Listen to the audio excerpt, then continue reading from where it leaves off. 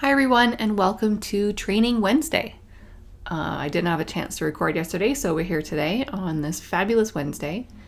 And today's going to be a little bit different. I only have a few horses to train, so we're going to zip through that pretty quickly. And then I'm going to show you a bit of ruthless culling, hopefully. We'll see how that goes. And I might actually breed a few horses and just sort of show you what I tend to do when I panic breed at the end of the season because I have forgotten all meet, even though it happens every meet. You think I'd get better at that, but I get a little busy with other things and don't usually get a chance to sort of sit down and plan out my breedings. But I'll show you some of what I've done in the past, which I found very useful, and then I'll kind of show you what I do when I just need to get it done. So without further ado, I guess I'll share that today was not the greatest race day of all days. I had 43 entries and I had a whole 14 wins, I think. And you'll see I have 2 injured horses. So, I mean, things happen. What are you going to do? Some of them ran quite well. I had a horse in the Vodka Cruiser Stakes today, though, Kukerdalek, and that horse ran a great 4th. So really happy with how she did there. So I have high hopes for Arabian Impulse on Friday, and I have a couple more in for next Friday, which is very surprising. 2-year-olds seem to be hanging in there, so we'll see how they do. They have a lot of time to prep, so I just gave them a bunch of works the other day.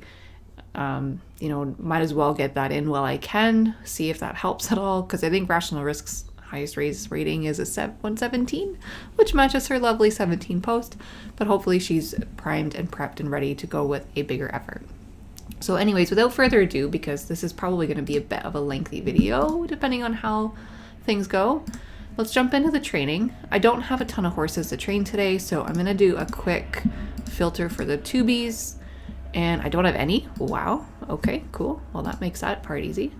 So we're going to go back to the all ages, and I mean, it helps having run 43 horses today. There's not a whole lot left in the stable. So I'm just going to zip through this pretty quickly. I think most of you at this point are pretty familiar with my MO here when it comes to what I choose. And you'll see how, because again, I have those sort of rules in place, I can, zip through pretty darn quickly. All right, everyone's selected. Again, like 80 and up is a breeze. 93-ish and up is a jog. Anything below 80 would be handily. All right, so fast, muddy, 100K. Let's see what we got. Fast 100K. Is that 77? All right, let's just go a day just because fast muddy. We'll do muddy on Saturday. 1 more or 2 more days actually. That works out. Okay, 87. We're not going to run. 95. Let's do a quick race here. So firm, soft, 80K. Firm, soft, 80K. Let's see what we got. Soft 80. Let's do it. All right. High IR, I'm gonna jog that horse probably in a couple days, and then we'll run this horse here. So that's fast, muddy, allowance. Finally got a win with this horse. Woo! Fast, muddy, not doing a listed. We'll do an allowance. All right. Let's do this one. Fast, good, 100K. I'm also noticing some of these horses that I'm entering might actually make the cut today if I do some culling. So we'll see how that goes. So, okay, 100K, fast, good. Good, fast 100K. All right. Yielding good, listed. Yielding good, listed. Let's see what we got. Good. We got good. Let's do that. Yeah. All right. And then we have fast good 100. Let's do it. Horse loves finishing second. Non-winners of 1. Come on. You got this, North Express. You got this. Muddy, fast, allowance. Ran a good race last time too. Let's do that muddy in Canada. Ran a 129 last time out. Pretty good. Okay. Fast, good, 100. Yeah, I think we'll stay in 100. We have a good. We enter. We're done. Next. Good, firm, listed. Yeah, I think I'd stay there. Good, firm, listed. Let's see what we got. Good, but open. Don't like that. When's not even, all right, I guess we're just gonna, I was looking ahead to see if there's anything else, but there is not. So we're gonna go with this one here. So I ran Europe last time. I don't think I'm getting any trophies with these horses, so I'm not going to bother. Good, muddy, 100. Yeah. Which is really sad with that workout, but you know what? She is not uber competitive, I would say, at the allowance level. So, okay. So, first of all, let's call. I think that'll be the best first approach. You can kind of see what I do for that, and then we can go from there. So, I have my stalls here. So what, and every season, even though this game has been around for like 25 years and we have a season every 4 months, every season I kind of have to remember what I did last season. So I open up my breeding stable and I'm going to take a look. So I have 25 mares. So that means I need 25 stalls for the babies. And so right now I have 20 stalls. So I actually only need to make room for 5, which is pretty lucky, I would say, actually. I have 3 open, so I only really need to get rid of 2 horses. So I guess the real culling's gonna come at the end of the season when they become 2-year-olds. Okay, I already know who I want to get rid of because I've been eyeing them and talking about them in these videos for the last few weeks. And I think they're both fillies. Are they both fillies? No, they're both geldings because I gelded them and I was very sad that they didn't actually do anything. And these 2 little guys right here, yep, they are still consulting at, and we can do this from the page. They're 100 at 80K. They have not improved, and I gelded them like a month ago. So guess what? Out the door. So if you're not aware of this is a really handy feature, and it helps to keep the game really going for the newer players who come in, because the game can be a lot. If you're a new player watching this, like, I know that it can be a lot coming in. There's a lot of things you need to learn. But when you're looking on sales boards, you can pick up these horses that are about $100. I think there's $10 tax, so $110 equination dollars that you can buy. And that comes from this feature. So when you permanently retire a horse, if they're within a certain age range, and I think the limit's 14. I don't think we support 15-year-olds and up, but I don't know if that's changed. So basically, if you don't want this horse anymore, you don't want to put it on the sales board and wait and see if someone picks it up. You don't really care how much money you get for it because you just need the room. This is a really good feature, and it gives back to the community. It offers up these horses for a cheap price for them to pick up, because for someone starting out, an 80K claimer that's young and ready to go and make some money is probably a fantastic horse to pick up. For me, it just doesn't fit what I have in my stable. That being said, I do keep the odd 60K claimer just because they're fun, but this is a really good option, and it doesn't cost you anything. So what it does is it will automatically remove the horse from your stable and put it into the EQ stable and put it up for sale. So it frees up the space in your stable, helps you out, helps out a new player. And if, and the sales boards do get pretty full, but these horses only stay up for sale for 90 days. So after 90 days, if they don't sell, they get permanently retired at that point and they're taken out of the system. So there's a good full season basically that somebody could buy this horse and then they're gone. So that way we keep things fresh. It doesn't just pile up in that sales board, frees up your stall. Great feature, gives back to everybody. And I think in general too, when you have this opportunity to do this, I think it makes a lot of other folks a lot happier too, that you're not retiring horses in their lines that maybe they would have bought back, or maybe you bred a horse, and you just don't want that mare anymore because you need the space. You can give the horse back to the community without having to wait for someone to buy it. Okay, I'm done. Off my soapbox. I'm going to retire this horse. I'm checking the box to sell it. Off it goes. And that's it. That one's gone. And I'm going to do the exact same thing with this one. Off it goes. And always make sure you double check who you're retiring so you don't retire the wrong horse, because that cannot be undone. And you can't buy the horse back either, unless you go through the whole buyback rule thing. But if it stays on the sales boards, you actually won't be able to buy it because it's 90 days anyways that you'd have to wait. So yeah, make sure it's the right horse. All right, gone. I have the space now. So what I did though is I freed up 2 stalls in my main stable. So now I have a total of 157 horses here. So that means I have 5 stalls that I can move to my breeding stable. So what I'm going to do is, I have credits. Okay. Whew. Make sure I have some credits. And then I'm going to go move stalls. So I'm going to move from the main to the breeding stable. I'm going to move 5 stalls. Boop. That's it. Done. So now if I refresh my main breeding stable, I now have 25 stalls, which will accommodate my 25 mares. I'm probably honestly going to do a little run through of my mares later and just see if there's anyone else that I feel like retiring right now, just so that I can breed them. Maybe they're not doing so hot and I want to get a foal out of them. Although if they're probably not doing so hot, I probably don't want to breed them. But because I usually do my retiring at the beginning of the season and go from there. Now, the other thing I could have done if I was smart and paying attention is I have 3 mares right here that are all 20. So the minute that, so basically in the game too, if you're not familiar, is the moment that they turn 21, so basically July 1st, these horses would be fully retired, like just automatically in the system. That's the age limit for horses in equination. At 21, they are no longer available for racing or breeding.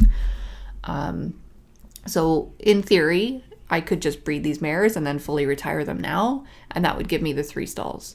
So, I mean, I'm not really hurting for space. I've been wanting to get rid of those 2 geldings for a while, so everything's good here. I probably could have saved a couple credits, but I mean, it is what it is, and I am not unhappy with what's happened here. And if anything, maybe it will help me want to retire some more mares.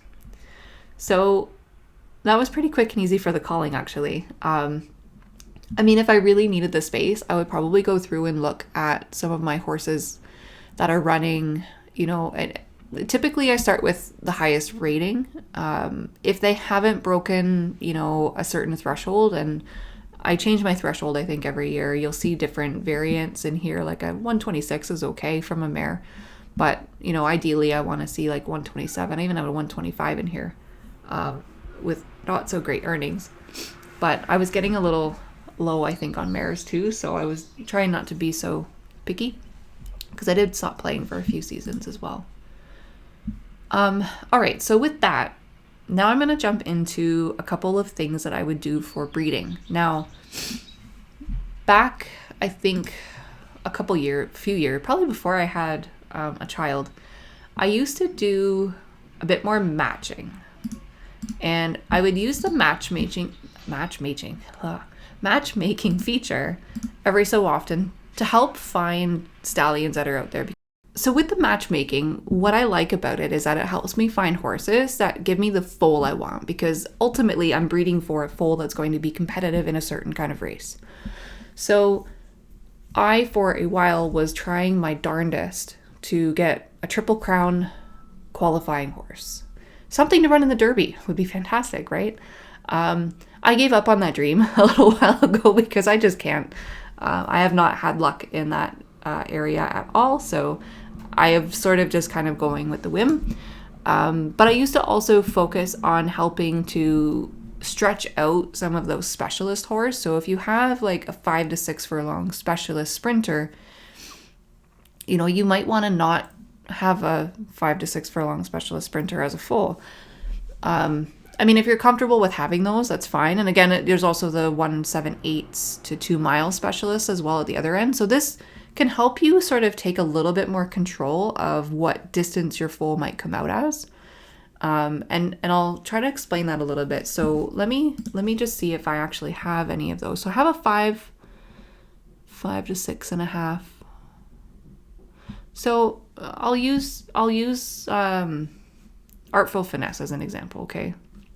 So we have 5.5, we have sprinting basically. Okay. And that's the horse that's up here. So look at that. So I could either match the distance. That could be my goal. I could aim for a sprinter as a full distance goal. The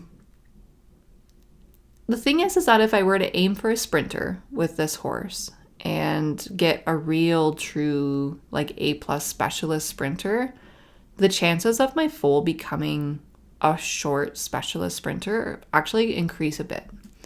So I might want to try and look for maybe a route runner that might be a slightly lower grade perhaps, or an equivalent grade to my horse. And this is where grade is really important when it comes to preferences for your foals, because that's really what helps to dictate what your foal is going to become. And it doesn't mean champion or donkey. It means more about what they're going to become in terms of their preferences. So that's why grade is a requirement for matchmaking as well, because it's part of the whole sort of algorithm of finding the horse that's going to meet your goals that you're setting forward. Let's say I want to actually have a sprinter though.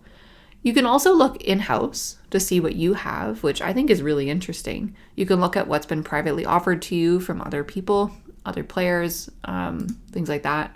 And you can also look publicly. I think I need to update this to also work with your other stables. I think that is a feature request that's sitting in the forum, so it is something that will eventually make its way here, but for now, there we go. You can also look for premium only public listings, things like that. I'm not really going to get into all of that. If there's a specific horse, I could also enter their ID and just see, I think, actually, what's funny is I haven't really tried that. You can enter horse ID as well. I think that's if you want to override the horse that you're selecting. So if I wanted to pick some other random publicly standing mare and find a match for that mare, yeah, that's what that's for. If I wanted to find a match for a publicly standing horse, I could put their ID number in here. This UI needs to get a little TLC, so I'm glad I'm showing it all to you so I can really see that we need to fix this a little bit. So you can actually do this on public horses too and just see what a good fit might be. And then you can, add some more restrictions to the preferences of your foal. So maybe they need to match the surface. I want to only have dirt sprinters. You can also match a surface type. So if you have something that's fast and good and you want to keep fast and good, you don't want to end up with like muddy, sloppy as your excellent and good, excellent and great preference surfaces, you can make it match. And that'll give you probably an even more filtered down list of what actually aligns. And you can also match running style too. So if you like that this horse is, set the pace, maybe you want to have a horse that's going to be like on the front end, you can also match that there. And then because conferences can charge money, so if you're located in Canada Conference and you don't want to breed outside of conference because it costs extra money, you can uncheck those other boxes and you can filter by breeding type fee. So if you don't want to pay credits to breed anything, you can uncheck that. And off you go. So with these, let's just see what comes up. So in-house, I actually have a few stallions that fit the bill. So I have an A+ stallion right there, and I also have, and so this is again, I'm going to show the fun thing with the grades. Okay, so I had full distance goals of sprinting, right? Because my mare is a sprinter. And it's giving me matches that are outside of sprinting because the grade is lower than the grade of my mare. So because the grade of my mare is short, it's likely going to weigh much more heavily in the foal's outcome. And it's probably going to match the foal at that point. So anyways, those are the options that I have there. And it'll filter out horses that are related as well, which I found that really helpful before as well, because then that way I'm not looking at something that's standing publicly and then I'm like, love this horse. And then it's like, oh wait, you match. So anyways, that's what I also found helpful. But I know a lot of folks don't like grades and that's totally fine. I know there's a gazillion ways of finding matches for horses. There's the forum posts, you can become a huge follower of a horse as it's going through. Maybe there's certain lines that you love. Totally get that. This is just an option that's out there. So as you can see, there's a lot of options in here and definitely some different names than I've seen in a long time. And you get a good quick glimpse of, what they were like. And there's some that are probably a little bit surprising. Like there's no graded stake wins on this horse, less than $1 million in earnings, but has a respectable high rating, decent record. So you might find a couple, horses that you might not have necessarily thought of previously. There is some logic to the ordering of these horses as well. I'll just throw that out there. Not that that necessarily means anything, but it does initially group by grade. And there's some, as you can see, they're not alphabetical within the grade. So there is a little bit of something to that, but I'm not going to tell all the secrets of everything. And then, yeah, you can see I also have some A horses here, which start to stretch out in that distance again, because again, as you shift away in grade, the distance preference of the lower graded horse matters a lot less. So that's matchmaking. I really can't say it today. Matchmaking. Got it. Okay. So, I mean, in theory, I could go through and breed all my horses like this. What I would typically do then is I would, weigh whether or not I want to breed in-house. Do I want to go with this stallion? He's not a terrible stallion. Definitely nothing fancy, that's for sure. It's like, anyways. He was part of my didn't get a lot of love while I took a bit of a break from playing for a while. But then I would probably, open up this horse and take a look. I mean, it's a credit. Do I want to pay credit? I don't know. I'll take a look. I can look at, race record. I can look at, I always had a lot of foals. I can look at the progeny report and I can make a decision based on that, right? Or I can look at a few of them and just say, which one seems like the best one for me to give a shot. This one looks pretty young. So how are this horses looking up so far? Do I want to drop $2 million? So there's lots of options, at least, which is great. And then again, it might be something that you haven't thought about before. Now, I'm going to dispel the myth and the mystery behind the rest of my breeding and show all of you what I really do when I realize it's the last day and I need to breed my horses. Because I'm going to admit it, it's probably going to happen again this time. Although I could do it today, but I have a few things I need to get done today, unfortunately. So I've lately been sticking in-house just because it makes this really easy. I actually this season might do a bit of matchmaking just to try and force myself out a little bit more publicly. Just because I haven't really bred outside. I haven't bred outside, I think, in the last few seasons. So I'm worried that I'm going to start having some 3 or 5-legged horses coming out of these mares and stallions soon. Thank goodness the game stops direct inbreeding. But I'm pretty sure we're getting a little close there. So I think I need some fresh blood. But anyways, I'll show you what I do. So the last couple seasons, I've been going reverse alphabetical order to match my horses. And I stay in stable. So I have 2 stables that I basically run. I have Magnum Racing and I have Magnum Breeding. And the breeding one is obviously specifically for breeding. So I had a ton of mares and stallions at one point and I had to split them out because I just didn't have the room, but I didn't want to get rid of them all. So I started hoarding with a second stable, which is just focused on breeding. I don't race out of it. I train the 2-year-olds and everything. I throw a lot of them into the auction just for the sake of it. I actually wonder why I keep all the mares over there because I really don't end up keeping the babies. But I have actually been transferring a few of the babies over if they look like they have some promise. But what I've been doing is I start at the top on my mares. So I have my A, Artful Finesse, and then I've been going down to my Z. And then I work my way down on the mares and up on the stallions. And if I hit a match that has inbreeding or something like that, then I'll just go to the next horse on the next stallion on the list, and keep going. So that's my big secret, guys. That's how I breed. I'll tell you though, you can zip through breeding really, really fast when you do it this way because you don't think about it. You might have some regrets later when everything ends up being the same distance in your barn, but I actually haven't really found that to be a problem, which has been good.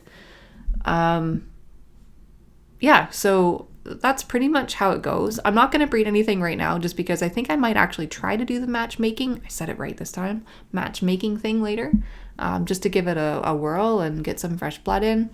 The other thing too is I do also like to look and see who of my stallions are retiring and give them a little bit of extra love. I really like the stallion Rational Youth. I'm going to give him a quick little plug. I know he hasn't had a lot of foals this season, but he's been really nice. Vital Awareness is one of my favorites. So he ends up getting a little bit more. So sometimes I skip a few horses, or if I have gone through the list already, then I just start picking who I remember to be good. And then I breed a bunch of mares to them. So he ends up having a lot of foals, and he's triple crown distance anyways, so I probably end up with way too many of those guys, which is probably why I have a day like today where I had 14 winners out of 43 horses who ran. But yeah, that's really all I do. And then I'll switch over to breeding, do the breeding stable and Magnum breeding, and that's it. So thanks for coming with me on this journey today. I hope you enjoyed it. If you have any questions or anything like that, please feel free to let me know. I definitely need to add to my list of things to do a little bit of UI uplift on the matchmaking page, so it's a little bit more obvious what that horse ID thing is for. And also add support for all the other horses that you might have in your other second tier stables. But other than that, thanks for joining me, and best of luck in the races.